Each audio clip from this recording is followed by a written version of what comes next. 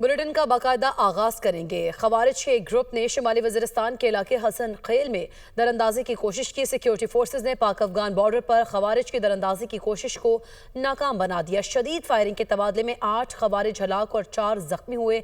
ISPR के मुताबिक पाकिस्तान बारहा अफगान अबूरी हुकूमत को अपनी तरफ मौसर बॉर्डर मैनेजमेंट का कहता आ रहा है। उम्मीद है अफगान अबूरी हुकूमत इस हवाले से अपनी जिम्मेदारी पूरी करेगी। तवक्को है अफगान हुकूमत अपनी सरजमीन पाकिस्तान के खिलाफ इस्तेमाल नहीं करने देगी। सिक्योरिटी फोर्सेज सरहदों के तहफ़्फ़ुज़ और दहशत गर्दी के खात्मे के लिए पुरज़्म हैं।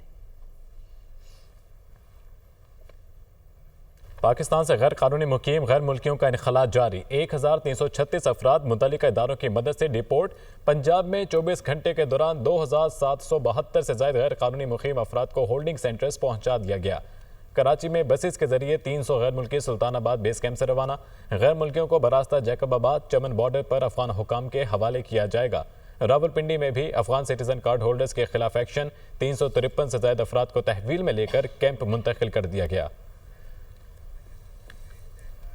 बिजली सस्ती, शरह सूद और महंगाई कम होना मौजज़े हैं। IMF ने भी मौशी सफ़र के मौजज़ों को तस्लीम किया। कहा जा रहा था कि मुल्क दिवालिया हो जाएगा। कोई सोच भी नहीं सकता था बिजली सस्ती और शरह सूद कम होगी। स्टॉक मार्केट तारीख के बुलंद तरीन सतह पर है। ये नेक नियति का फल है। आज तहरीक इंसाफ वाले एक दूसरे को चोर कह रहे हैं। तहरीक इंसाफ वाले ओवरसीज़ पाकिस्तानियों को कहते रहे पैसे ना भेजना। ओवरसीज़ पाकिस्तानियों ने रिकॉर्ड पैसे भेजे। मईशत ने सांस लेना शुरू किया है। तरक्की का ये सफ़र जारी रहेगा। मरियम नवाज पंजाब में दिन रात मेहनत कर रही हैं। पंजाब में तरक्याती काम होते नजर आ रहे हैं। वज़ीर दिफा ख्वाजा आसिफ का खिताब। कोई ये नहीं सोच सकता था कि 38 से इन्फ्लेशन जो है, महंगाई की शरह जो है वो कम होके जो है 1.5% रह जाएगी। ये मौजज़े हैं अल्लाह ताला की ज़ात की मेहरबानियों के मौजज़े हैं और कमिटमेंट है इस हुकूमत की जिसका वजीर आज़म शहबाज शरीफ है। और ये वायद जो फल है सारी चीजों का नेक नियतों का फल है। PTI ने अपने वजीर खजाना जो है KP का बताया कि 78 करोड़ रुपए खा गया। PTI वालों ने उसके ऊपर जो है तहरीर पेश की है अपनी पार्टी के अंदर। यानी अब खुद एक दूसरे को चोर कहना शुरू कर दिया है PTI वालों ने। साबिक वज़ीर आज़म शाहिद खान नवासी का कहना था कि सिर्फ बानी PTI की रिहाई किसी भी सियासी जमात का मकसद नहीं हो सकता।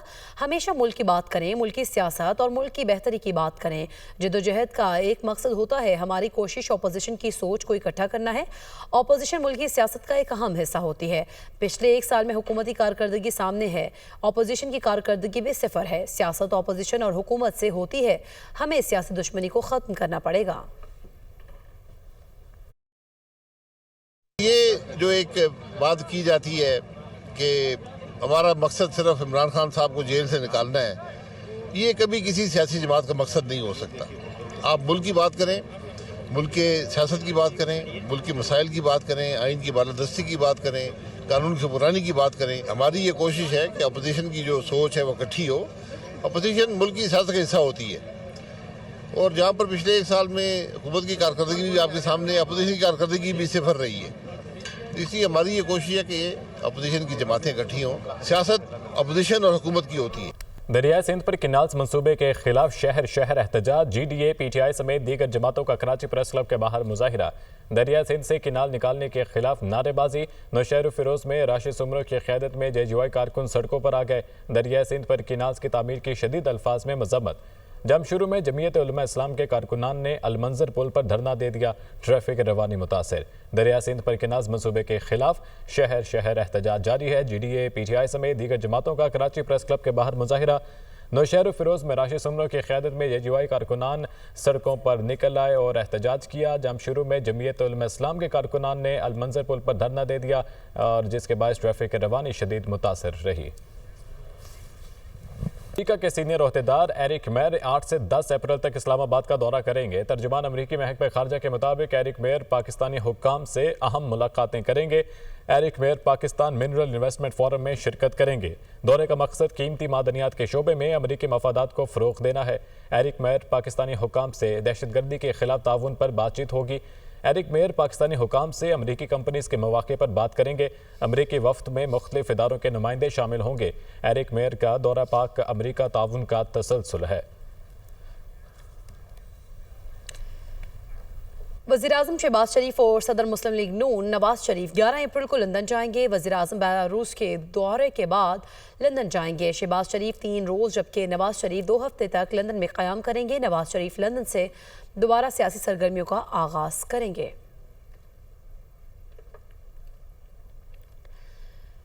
पंजाब में पहली बार टैलेंट हंट प्रोग्राम शुरू करने का फैसला। वज़ीर आला मरीम नवाज ने पंजाब टैलेंट हंट प्रोग्राम का जामे प्लान तलब कर लिया है। स्पोर्ट्स डिपार्टमेंट को माली खुदमुख्तारी की राह पर गामजन करने के लिए ज़रूरी इक़दाम का हुक्म। पंजाब में यूथ इंटर्नशिप प्रोग्राम शुरू करने का उसूली फैसला। जामे प्लान तलब कर लिया। वज़ीर आला मरीम नवाज ने कहा, पंजाब में नौजवान खिलाड़ियों को अपने टैलेंट के इजहार के भरपूर मौके फराहम करेंगे। स्पोर्ट्स डिपार्टमेंट मुलाजमीन की तनख्वाहों में तातुल नहीं आना चाहिए। ख़वातीन खिलाड़ियों को आगे बढ़ने के मसावी मौके मिलेंगे। वफाकी वज़ीर इत्तलात अता तारर कहते हैं कि सियासी मुखालिफिन ने रियासत के बजाय सियासत को तरजीह दी। सियासी मफाद के लिए मुल्की मफादात को दाव पर लगाया। IMF प्रोग्राम रुकवाने के लिए खतूत लिखे गए। वज़ीर-ए-आज़म शहबाज शरीफ ने कहा कि रियासत है तो सियासत है। बिजली सस्ती, महंगाई सिंगल डिजिट, स्टॉक मार्केट बुलंदियों को छू रही है। आर्मी चीफ की क़यादत में पाक फ़ौज का कौमी सलामती के साथ माशी इस्तेहकाम में भी अहम किरदार है। वो लाहौर में अपने हल्के के अवाम से खिताब कर रहे थे।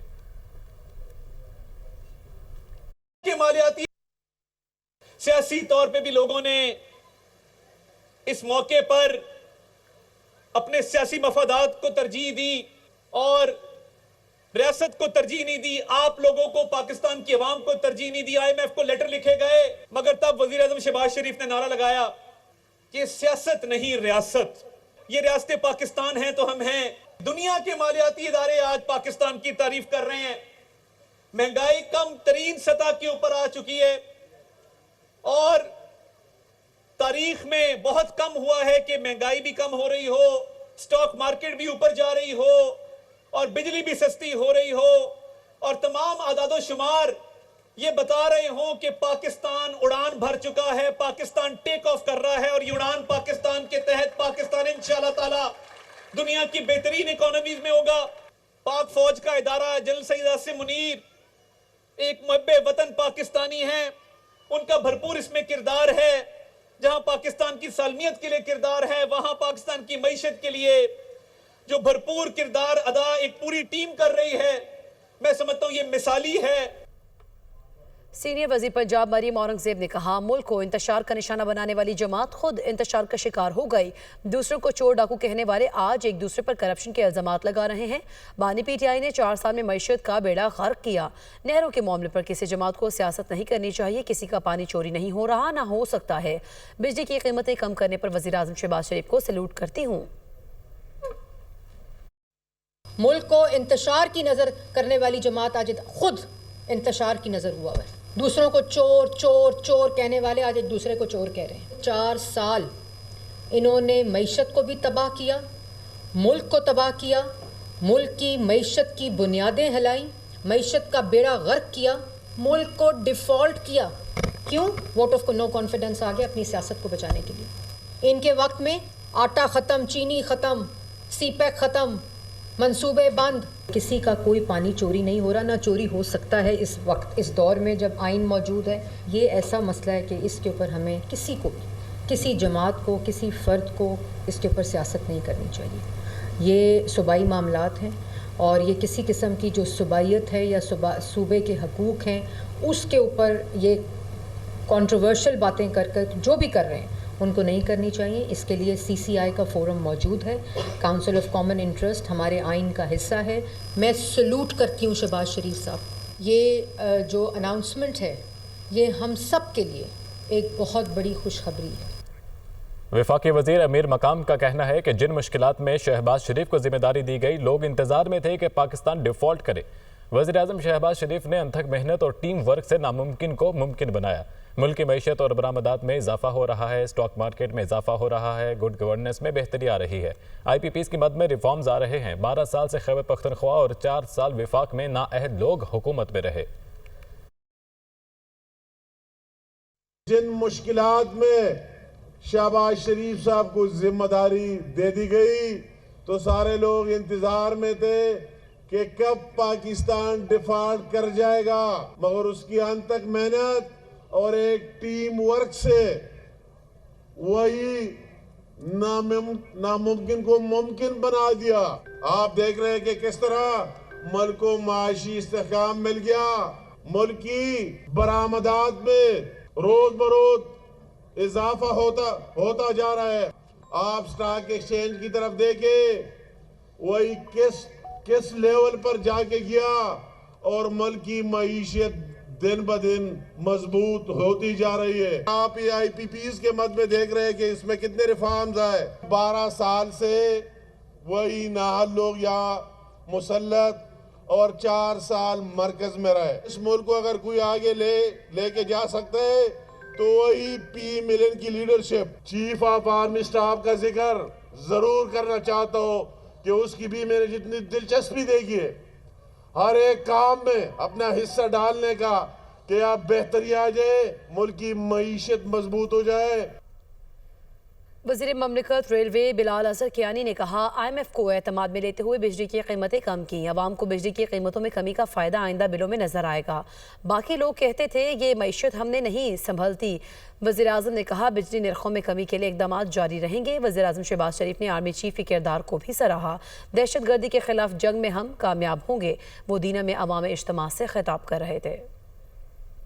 IMF को एतमाद में लेते हुए, खसारे भी कम करते हुए, महंगाई भी कम करते हुए ये बिजली की कीमत में कमी भी मुमकिन की है। वज़ीर आज़म शहबाज शरीफ ने पाकिस्तान के अवाम को बिजली की कीमत में, बिजली के नरखों में खातिर ख्वाह कमी की खुशखबरी सुनाई और आज पहले ही जून 2024 के मुकाबले में बिजली की कीमतों में कमी आ चुकी थी।